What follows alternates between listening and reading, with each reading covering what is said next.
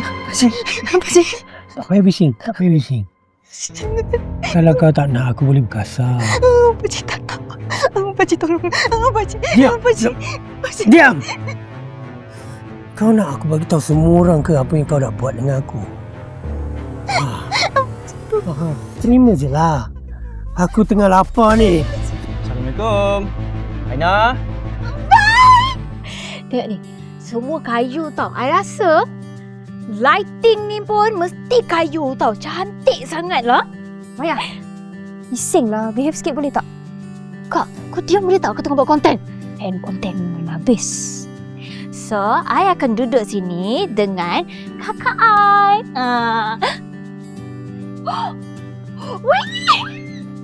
Empuk dia, tilam dia. Guys, seriously kan? Rasa macam duduk atas awan. Dah lah. Penat tahu tak? Kak, apa masalah kau ni, Kak? Ya penat, Maya. Penat. Oh, kau fikir kau seorang je penat? Kita tengah holiday lah yang kau nak stress sangat ni. Kenapa?